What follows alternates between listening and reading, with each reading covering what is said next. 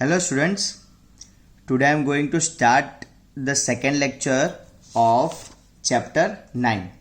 तो students last lecture में मैंने आप लोग को फोर्स के बारे में बताया था कि फोर्स क्या होता है, कौन से टाइप्स ऑफ फोर्सेस होते हैं, फिर बैलेंस एंड अनबैलेंस फोर्सेस के बारे में बताया था. ठीक है, तो ये सारी चीज़ें हम लोग ने देख ली थी लास्ट लेक्चर में. तो चलो स्टूडेंट्स, आज हम लोग स्टार्ट करते हैं from first law of motion. तो यहाँ पे देखते हैं कि फर्स्ट लॉ ऑफ मोशन में हमें क्या गिवन है. By observing the motion of objects on an inclined plane, Galileo deduce that objects move with a constant speed when no force act on them. मतलब गैलीलियो है एक scientist है, ठीक है. उसने क्या देखा था कि अगर कोई भी चीज़ इंक्लाइंड प्लेन पे, यहाँ पे देखो this is the inclined plane, okay. ये इंक्लाइन प्लेन है, यहाँ पे ये बॉल है, ये बॉल इंक्लाइन प्लेन से यहाँ से ड्रॉप हो रहा है, ठीक है. तो अगर कोई भी फोर्स हम लोग इस पर नहीं लगा दे तो भी वो दूसरे इंक्लाइन प्लेन जो है उसके ऊपर वो क्या हो जाता है, ऊपर ये ऊपर जा रहा है, ठीक है. उस पर कोई भी फोर्स हम नहीं लगा रहे तो वो कांस्टेंट, वो इस कांस्टेंट स्पीड से वो ऊपर भी जाता है. वैसा गैलीलियो ने ऑब्जर्व किया, ठीक है. फिर he observe that when a marble rolls down an incline plane its velocity increases. मतलब ये जैसे नीचे आता है तो उसकी वेलोसिटी क्या हो जाती है, इसकी ये जो वेलोसिटी होती है वो क्या हो जाती है, इंक्रीज होती है, ठीक है. वेलोसिटी इंक्रीज होती है, वो उसने देखा. फिर यहाँ पे क्या बताया कि in the next chapter you will learn that the marble falls under unbalance force of gravity. वो सारी चीज़ें ग्रेविटी के बारे में नेक्स्ट चैप्टर 10 में हम लोग देखेंगे. यहाँ पे under the unbalance force of gravity it rolls and attains a definite velocity by time reaches the bottom. ये हम लोग नेक्स्ट चैप्टर में ग्रेविटी के बारे में देखेंगे कि ग्रेविटी क्या होता है, उसकी वजह से ये बॉल नीचे आता है, वो नेक्स्ट चैप्टर में हमें बताएंगे. यहाँ पे हम लोग देखो its velocity decreases when it climbs up as shown in the figure 9.5b. मतलब यहाँ पे देखो ये जो वेलोसिटी है ये ऊपर से अगर डाउनवर्ड डायरेक्शन में आ रहा है, ये मार्बल जो है वो डाउनवर्ड डायरेक्शन में आ रहा है, तो उसकी वेलोसिटी क्या हो जाएगी स्टूडेंट्स, कि उसकी जो वेलोसिटी वो इंक्रीज हो जाएगी. पर वो अगर जब क्लाइम कर रहा होगा तब उसकी वेलोसिटी क्या हो जाएगी, कि कोई दूसरे पे वो अगर क्लाइम कर रहा है दूसरे ऑब्जेक्ट पे तब उसकी वेलोसिटी डिक्रीज हो जाएगी, ठीक है. तो यहाँ पे हमें बताया कि फिगर 9.5c, ये यहाँ पे देख सकते हो, shows a marble resting on an ideal frictional less plane incline on both sides. Galileo argued that when the marble is released from left, it would roll down the slope and go up on the opposite side of the same height from which it was released. मतलब ऐसा बोला है कि अगर मैं यहाँ से release करता हूँ और अगर हम लोग इंक्लाइन देखते हैं तो वो सेम हाइट के, यहाँ से अगर रिलीज करते हैं तो ये देखो सेम हाइट पे वो इंक्लाइन भी हो रहा है. यहाँ पे रिलीज किया, ये इंक्लाइन हुआ, वापस यहाँ से रिलीज किया, इतना देखो सेम हाइट पे वो बॉल ऊपर जाता है. तो उसने बोला ऐसा उसने देखा और ऐसा उसने नोटिस किया. उसके बाद if the inclination of the plane on both sides are equal then the marble will climb the same distance that it covered while rolling down. अगर ये जो दोनों के बीच में जो एंगल होता है ना, ये दोनों के बीच में जो एंगल होता है वो अगर इक्वल होगा तो ये जो मार्बल है जितने ऊपर से हमने रिलीज किया होगा उतना ही ऊपर वो जाएगा. उसने वैसे बहुत सारे ऑब्जर्वेशन में उसने ऐसा नोटिस किया. फिर if the angle of inclination of the right side plane where gradually decreases, then the marble would travel farther distance till it reaches the original height. If the right side plane were ultimately made horizontal, then the marble would continue to travel forever to reach the same height that it was released from. मतलब क्या बोला है कि अगर हम लोग यहाँ पे देख सकते हो कि ये वाला जो हम लोग का यहाँ पे जो फिगर दिया हुआ है कि ए बी और यहाँ पे अलग अलग देखो, the downward motion, the upward motion of the marble on the incline plane on a double inclination plane. मतलब यहाँ पे क्या बोला है कि ये बॉल है तो ये हमें तीनों चीज़ के बारे में बताइए, ए बी और सी. तो ये फर्स्ट अगर बॉल में हम लोग अगर इसका सेम रख रहे हैं तो इतना जा रहा है. फिर अगर हम लोग ग्रेजुअली इसको कैसा कर रहे हैं, डिक्रीज करते जा रहे हैं, यहाँ पे डिक्रीज करते जा रहे हैं. अगर फ्लैट पोर्शन कर देंगे तो ये बॉल क्या होगा, यहाँ से ये जो मार्बल है वो यहाँ से आगे बढ़ता ही जाएगा. जितनी इसकी हाइट थी उसका जितना फोर्स उसको लगेगा उतने फोर्स से वो आगे जाता जाएगा, ठीक है. हाँ, तो वो हम लोग को दिख रहा है, वो हम लोग को समझ में आ रहा है. तो उसके बाद the marble would continue to travel and the unbalance force on the marble in this case are zero, मतलब उसका अनबैलेंस फोर्स जो होता है वहां पे, यहाँ पे क्या होता है, जीरो होता है, क्योंकि उसके ऊपर और कोई दूसरा फोर्स नहीं लग रहा, एक्सटर्नल कोई फोर्स उसके ऊपर नहीं लग रहा, ठीक है ना। तो अनबैलेंस फोर्स यहाँ पे क्या होगा, जीरो होगा। It the suggest that an unbalance force is required to change the motion of the marble but no net force is needed to sustain the uniform motion of the marble. मतलब यहाँ पे क्या बोला गया है students के, अगर हमें वो मार्बल को रोकना है तो हमें सामने से कोई एक फोर्स लगाना पड़ेगा तो ही वो मार्बल रुकेगा। तो ये यहाँ पे हमें बता रहे, in practical situation it is difficult to achieve a zero unbalance force, this is because the presence of frictional force acting opposite to the direction of motion. मतलब रियलिटी में ऐसा बोला गया है, यहाँ पे ये ध्यान रखो फ्रिक्शनल फोर्स के बारे में, कि हम लोग अगर कभी भी ऐसे एक्सपेरिमेंट करते हैं तो उसमें कभी भी अनबैलेंस फोर्स जीरो नहीं होता। क्यों? क्योंकि अगर हम लोग यहाँ पे ये जो मार्बल है स्टूडेंट्स, ये मार्बल हम लोग यहाँ से ऊपर से रिलीज करते तो ये बॉल जो है ना, ये मार्बल जो है ना, वो थोड़ा थोड़ा आगे जाके कहीं ना कहीं रुक जाएगा। क्यों? क्योंकि ये मार्बल के ऊपर क्या लगेगा, फ्रिक्शनल फोर्स लगेगा। क्या लगेगा students? Frictional force opposite direction में लगेगा, कि ये डायरेक्शन में, जिस डायरेक्शन में ये मार्बल जा रहा है उसके ऑपोजिट डायरेक्शन में क्या लगता है, फ्रिक्शनल फोर्स। उसकी वजह से वो धीरे धीरे धीरे कहीं आगे जाके वो स्टॉप हो ही जाता है। वही चीज हमें यहाँ पे बताएगी, thus in practice the marble stops after travelling some distance. मतलब कोई ना कोई फॉर्म में अनबैलेंस फोर्स तो लगता ही है, पर अगर हम लोग नहीं लगा रहे तो वहां पे अनबैलेंस फोर्स, हमें फिजिकली कोई अनबैलेंस फोर्स नहीं लगता है, तो फिजिकली अनबैलेंस फोर्स जीरो रहेगा, पर फ्रिक्शनल फोर्स यहाँ पे लगता है, उसके वजह से मार्बल थोड़ा ट्रैवल करके रुक जाता है। The effect of the frictional force may be minimized by using a smooth marble and a smooth plane and by providing lubricant on a top of the planes। मतलब अगर हमें ये मार्बल को और आगे तक मूव करवाना है तो क्या करना पड़ेगा, जो हमारी जो नीचे की जो फ्लोर होती है ना, वो एकदम कैसी रखनी होती है कि वहाँ पे फ्रिक्शन ना लगे, एकदम स्मूथ मार्बल हो बराबर, और जो प्लेन हो, मतलब जहाँ पे वो मार्बल भी स्मूथ है और जो हमारा प्लेन है वो भी एकदम स्मूथ हो। तो क्या होगा कि ये जो मार्बल है वो इजीली आगे आगे मूव होता जाएगा, ऐसा हमें बोला है। और लुब्रिकेंट यूज करने को बोला है। लुब्रिकेंट मतलब क्या होता है स्टूडेंट्स? लुब्रिकेंट का मतलब होता है कि हम लोग ऑयल या फिर ऐसी चीज नहीं लगाते कि जिससे कोई भी चीज इजीली मूव हो, उसको लुब्रिकेंट कहते हैं। ठीक है स्टूडेंट्स, तो ये हो गया यहाँ तक जो गैलीलियो ने ऑब्जर्व किया था। उसके बाद गैलीलियो ने इतना ऑब्जर्व किया, उसके बाद गैलीलियो ने कुछ आगे नहीं किया था, आगे कुछ बताया नहीं था। उसके बाद न्यूटन ने क्या देखा कि न्यूटन ने गैलीलियो का ये जो आइडिया है उसके ऊपर से उसने फोर्स एंड मोशन के बारे में एक अच्छे से प्रेजेंटेशन दी। क्या दिया उसने?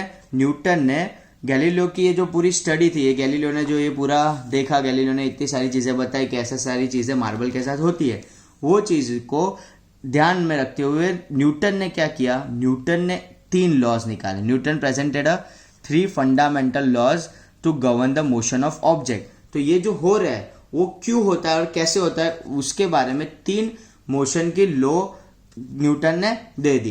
तो लॉ को क्या कहते हैं? This laws are known as Newton's laws of motion. जो हम लोग को अभी पढ़ना है कि न्यूटन्स लॉज ऑफ मोशन, तो उसमें से हम लोग पढ़ते हैं the first law of motion is stated as, मतलब उसमें से फर्स्ट लॉ ऑफ मोशन क्या है। तो यहाँ पे उसका डेफिनेशन दिया, ये एग्जाम में आपको पूछते हैं और ये बहुत इंपॉर्टेंट है, ये आप लोग को नोटबुक में लिख देना है। Can object remains in state of rest or of uniform motion in a straight line unless compelled to change that the state by an applied force।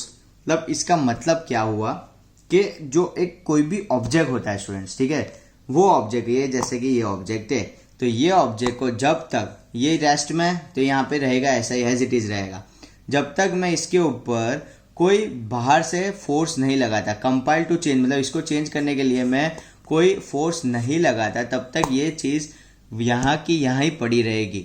और अगर मैं कोई चीज मोशन में है, ये चीज कोई मोशन में, और उसको अगर मैं सामने से फोर्स नहीं लगाता तो वो चीज क्या होगी, स्टॉप नहीं होगी। तो अगर कोई चीज यूनिफॉर्म मोशन में है या फिर कोई चीज रेस्ट पे, तब तक उसका स्टेट चेंज नहीं होगा जब तक हम लोग उसके ऊपर कोई एक्सटर्नल फोर्स लगाएंगे नहीं। तो ये हो गया हमारा फर्स्ट लॉ ऑफ मोशन। ठीक है, तो ये हमें लर्न करना है परफेक्टली, इसका डेफिनेशन एग्जैक्टली ये होना चाहिए। दूसरे वर्ड्स में यहाँ पे क्या बताया कि all object resist a change in the state of motion, मतलब सारे ऑब्जेक्ट्स क्या होते हैं कि उसका जो स्टेट ऑफ मोशन होता है वो धीरे धीरे चेंज करते रहते हैं। In a qualitative way the tendency of undisturbed objects to stay at rest or keep moving with the same velocity is called inertia. अब देखो एक नया वर्ड यहाँ पे क्या हुआ, नया वर्ड यहाँ पे आया है इनर्शिया. अब इनर्शिया क्या होता है स्टूडेंट्स? मतलब इनर्शिया ऐसा होता है कि हम लोग को यहाँ पे ऐसा बताया कि जो ऑब्जेक्ट होता है वो ऑब्जेक्ट क्या हो रहा है कि स्टे एट रेस्ट. ऑब्जेक्ट हमारा रेस्ट पे है, ठीक है, ऑब्जेक्ट हमारा रेस्ट पे और कोई ऑब्जेक्ट जो है वो हमारा मूव हो रहा है एक फिक्स वेलोसिटी से. तो वो जो होता है ना, वो जो ऑब्जेक्ट्स होते हैं ना, उसमें क्या होता है कि इनर्शिया होता है. इसलिए वो इनर्शिया के वजह से क्या होगा कि वो इनर्शिया मतलब इसके अंदर कोई एक इनर्शिया, उसकी वजह से ये वही पोजीशन में रहता है, रेस्ट पोजीशन में रहता है. और वो मोशन में, तो वो मोशन में क्यों रहता है? क्योंकि इसके पास एक इनर्शिया है, उसके वजह से वो एक मोशन में भी रहता है. तो ऑब्जेक्ट जो है वो क्या है, वो वही पोजीशन में रहता है रेस्ट पे, और या फिर उसकी फिक्स यूनिफॉर्म वेलोसिटी से वो मूव होता रहता है. उसके क्यों? क्योंकि वो जो सारी चीज होती है उसको कहते हैं inertia. This is why the first law of motion is also known as the law of inertia.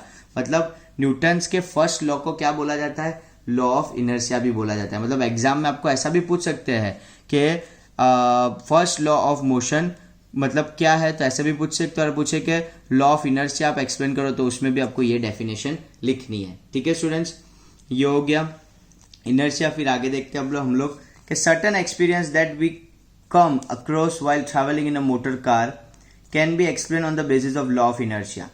कि हम लोग अगर मोटर कार में मूव हो रहे हैं तो उसमें बहुत सारे चीज़ें हो रही है, ठीक है, तो वो सारे जो हमारे एक्सपीरियंस है वो हमें लॉ ऑफ इनर्शिया से पता चलेंगे. जैसे कि we tend to remain at rest with respect to the seat until the driver applies a brake down to stop the motor car. मतलब हम लोग गाड़ी में जा रहे हैं, ठीक है स्टूडेंट्स, देखो ये बहुत अच्छा है कि अगर हम लोग गाड़ी में जा रहे हैं तो हम लोग कैसे होते हैं? स्टेडी होते हैं, हम लोग मूव नहीं कर रहे होते हैं. तो हम लोग मूव नहीं कर रहे होते हैं, पर जब तक हमारा जो ड्राइवर है वो अगर ब्रेक मारेगा तो हम लोग कैसे होंगे? सीट से थोड़े आगे आ जाएंगे, ठीक है. पर वैसे हम लोग कैसे होते हैं? रेस्ट पोजीशन में जाते रहते हैं, हमारी गाड़ी मोशन में, पर हम लोग मूव नहीं हो रहे, ठीक है, पर जब तक वो ड्राइवर ब्रेक नहीं लगाता. With the application of the brake the car slows down but our body tends to continue in the same state of motion because of its inertia. मतलब क्या होता है कि हम लोग गाड़ी में बैठे हैं, ठीक है, तो हमारी बॉडी जो है ना वो यहाँ पे देखो, ये जो है ना वो यहाँ पे बैठे हम लोग, यहाँ पे ऐसा सोचो कि ये गाड़ी है, यहाँ पे हम लोग बैठे हैं, ये जा रही है एक स्पीड से. अब क्या होता है कि वो ये जो है इसी एक मोशन में, हमारा जो बॉडी है वो मोशन में, पर तुरंत ड्राइवर क्या करता है? ब्रेक लगाता है. ड्राइवर अगर ब्रेक लगाता है तो तुरंत हमारी ये बॉडी जो है वो मोशन में से स्टॉप हो जाती है. तो हमारी बॉडी क्या हो जाती है? झर्क लगता है बॉडी को, और वो आगे मूव होती है या पीछे मूव होती है, ठीक है. तो ये क्यों होता है? क्योंकि वहां पे क्या होता है? State of motion because of it's, वहां पे क्या एक इनर्शिया होता है. वो इनर्शिया की वजह से हम लोग जो मोशन में होते हैं उसकी वजह से वो क्या हो जाते हैं? स्टॉप हो जाते हैं तुरंत, तो वो हमें जर्क लगता है. A sudden application of brake में thus cause injury to us by impact on or collision with the panels in front. मतलब ये चीज़ है, तो उसके लिए सेफ्टी बेल्ट लगाना चाहिए. ये तो हमें बताया safety belt exert a force on our body to make the forward motion slower. मतलब अगर बहुत ब्रेक लगा दी तो उसे बेल्ट क्या करेंगे? आपको बहुत आगे नहीं आने देंगे और आपको एक्सीडेंट से बचाएंगे. ये सारी चीज़ें तो पता ही है. And opposite experience is encounter when they are standing in bus and the bus begins to move suddenly.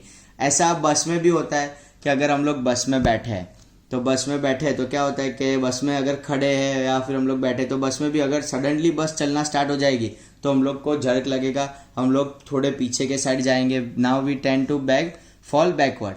This is because the sudden start of the bus bring the motion of the bus as well as our feet in contact with the floor of the बस.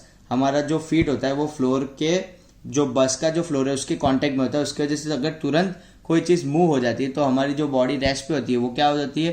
Oppose करती है वो motion को, उसके वजह से वो move हो जाती है. But the rest of our body opposes is motion because of its inertia. और ऐसा क्यों होता है? तो इनर्शिया के वजह से, ठीक है. ये जो सारी चीज़ें हो रही है वो क्यों हो रहा है? क्योंकि इनर्शिया की वजह से ये सारी चीज़ें होती है. अब आगे देखो कि when a motor car makes a sharp turn at a high speed, we tend to get a throw to one side. This can again be explained on the basis of the law of inertia. मतलब हम लोग अगर full speed से turn लेते हैं तो हम लोग लेफ्ट साइड जो टर्न लेते हैं तो हम लोग को देखा है कि पैसेंजर वो साइड चले जाते हैं. तो वो भी क्यों होता है, वो भी लॉ ऑफ इनर्शिया की वजह से होता है. We tend to continue our straight line motion when an unbalanced force is applied by the engine change the direction of motion of the motor car. We slip to one side of the seat due to the inertia of our body. हमारे body में जो inertia होता है उसके वजह से, मतलब जो मास है उसको भी हम लोग बोल सकते हैं कि जो बॉडी का वेट होता है उसकी वजह से हम लोग क्या करते हैं कि हमारा जो कार जो है वो राइट साइड या लेफ्ट साइड जा रही है, उसकी वजह से हम लोग क्या जाते हैं, हमारी बॉडी भी वो साइड मूव होती है. The fact that body will remain at rest unless acted upon by an unbalanced force can be illustrated through the following activities.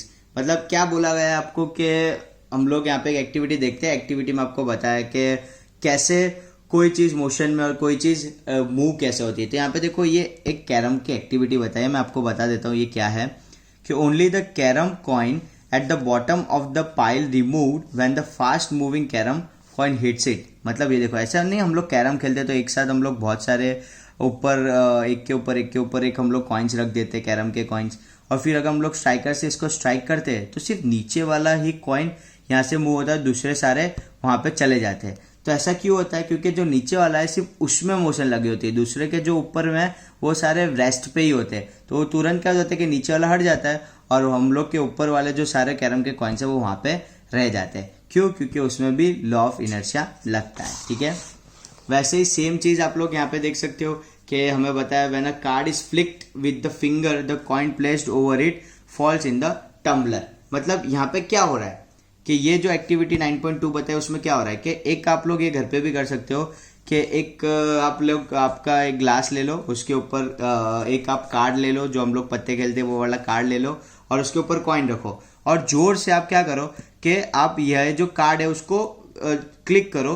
तो जोर से अगर आप ये कार्ड को क्लिक करोगे तो जो कॉइन है ना वो नीचे गिर जाएगा और कार्ड हट जाएगा. ऐसा क्यों होता है स्टूडेंट्स, क्योंकि यहाँ पे आप लोग समझ सकते हो ऐसा क्यों होता है, क्योंकि ये जो कॉइन है ना वो रेस्ट पोजीशन पे होता है. अगर तुरंत वो चेंज हो रहा है तो वो जो कार्ड है वो सिर्फ मूव हो जाता है और उसके साथ ये जो है वो उसके साथ मोशन में मूव नहीं, इतना फास्ट मूव नहीं हो सकती, इसलिए वो जो कॉइन है वो ग्लास के अंदर गिर जाता है. ठीक है स्टूडेंट्स, तो ये जो सारी चीज़ें हो रही है, ये जो सारी चीज़ें हम लोग को एक्सप्लेन की गई है, तो ये जो सारी चीज़ें हमें एक्सप्लेन किस लिए की है, न्यूटन ने जो गैलीलियो ने ये सारी चीज़ें ऑब्जर्व की थी उसको आगे स्टडी करके न्यूटन ने फर्स्ट लॉ ऑफ मोशन बताया कि जो चीज़ मोशन में होती है जब तक हम उसको फोर्स नहीं लगाएंगे तब तक वो मूव नहीं होगी. जो यूनिफॉर्म मोशन में है अगर उस पर अगर हम लोग फोर्स नहीं लगाएंगे तो वो स्टॉप नहीं होगी. रेस्ट पे है उस पर अगर हम लोग फोर्स नहीं लगाएंगे तो वो मूव नहीं होगी. ठीक है, तो ये जो है Newton's first law of motion में पूरा का पूरा हमें मेन तो यहाँ पे क्या याद रखना है, ये जो डेफिनेशन है वो याद रखना है. बहुत सारे आपको यहाँ पे एग्जांपल्स मैंने यहाँ पे अभी एक्सप्लेन किए, आप उसके एग्जांपल्स यहाँ पे लिख सकते हो. इनर्शिया वाला टॉपिक मैंने आपको बताया कि इनर्शिया क्या होता है वो आपको याद रखना है. तो फर्स्ट लॉ ऑफ मोशन को हम लोग लॉ ऑफ इनर्शिया भी कहते हैं और फर्स्ट लॉ ऑफ मोशन भी कहते हैं. ठीक है स्टूडेंट्स, तो ये हो गया हमारा फर्स्ट लॉ ऑफ मोशन. अब उसके बाद यहाँ पे साथ में ही हमें मैं और एक टॉपिक एक्सप्लेन कर रहा हूँ जो है 9.3 इनर्शिया एंड मास. अब इनर्शिया एंड मास क्या होता है वो मैं आपको बताता हूँ कि इनर्शिया और मास के बारे में हमें थोड़ा डिटेल में यहाँ पे देखना है, हमें गिवन है. तो हम लोग यहाँ पे देखते हैं all the examples and activity given so far illustrate that there is a resistance offered by an object to change its state of motion. If it is rest, it tends to remain at rest. If it is moving, it tends to remain keep moving. मतलब अभी तक हमने जो भी activities देखी वो सारी activities ऐसी चीज पे डिपेंड करती है कि अगर कोई चीज रेस्ट पे तो वो रेस्ट पे रहेगी, अगर कोई चीज मोशन में तो मोशन पे रहेगी. This property of an object is called inertia. तो अभी तक हम लोग ने देखा था ये जो सारी पूरी प्रॉपर्टी है वो वर्ड इनर्शिया पे डिपेंड करती है. Do all the bodies have the same inertia, ऐसा पूछा है. सारी बॉडीज में सेम इनर्शिया होता है. We know that it is easier to push an empty box than a full box of books. मतलब ऐसा बोला गया है कि अगर खाली बॉक्स है उसको मूव करने में इजी होगा, पर अगर फुल बुक्स वाला बॉक्स है उसको मूव करने में हमें डिफिकल्टी होती है. Similarly if we kick a football it flies away, but if we kick a stone of the same size with equal force it hardly moves. मतलब अगर हम लोग फुटबॉल को किक करते हैं तो वो बहुत दूर जाता है, पर अगर वही फुटबॉल के साइज का अगर हम लोग स्टोन को किक करते तो बहुत अगर वो मूव होगा तो होगा, नहीं तो वो मूव भी नहीं होगा. We may in fact get an injury in our foot while doing so. Similarly हमें ऐसा बोला है कि in activity 9.2 instead of 5 rupee coin, if we use a 1 rupee coin, we find that a lesser force is required to perform the activity. अगर ये activity हम कर रहे हैं उसमें 5 रुपीज़ के कॉइन का अगर यूज़ किया है, उसकी जगह पे अगर हम 1 रुपी का कॉइन कर रहे हैं तो जल्दी से हमें ये जो कॉइन है वो ग्लास में गिरेगा, क्योंकि वो कॉइन का जो वेट होता है ना वो कम होता है. ठीक है. The force that is just enough to cause a small cart to pick up a large velocity will produce a negligible change in the motion of a train. This is because in comparison to the cart, the train has much lesser tendency to change its state of motion. Accordingly, we say that the train has more inertia than the cart. Clearly heavier or more massive objects offer larger inertia. मतलब हमें ऐसा बोला है कि जो एक cart है और जो ट्रेन है उसमें फ़र्क क्या है कि जो हमारा ट्रेन है उसमें क्या होता है कि much lesser tendency to change it state of motion, कि वो जो उसका मोशन जो है मतलब वो जल्दी से चेंज नहीं होती, उसको ट्रैक चेंज करने में भी बहुत टाइम लगता है. ठीक है. और जो हमारा कार्ट है उसको हम लोग इजीली चेंज कर सकते हैं, पर इसकी जो इसमें जो ट्रेन होती है ना, ट्रेन में ज़्यादा इनर्शिया होता है कंपेरिजन टू कार्ट. क्यों? तो यहाँ पे देखो कि the inertia of an object is measured by its mass. We may thus relate inertia and mass as follow. Inertia is a natural tendency of a object to resist a change in its state of motion or the rest, and the mass of the object is measure of its inertia. मतलब देखो ये topic में आपको explain क्या किया गया है, इसमें इतना ज़्यादा कंफ्यूजन करने की ज़रूरत नहीं है. हम लोग मैं आपको ऐसा बताऊंगा कि अगर जिस चीज़ का मास कम है मतलब वेट कम है उसमें क्या होगा, इजीली हम लोग उसको मोशन में कोई भी मोशन में मूव कर सकते हैं.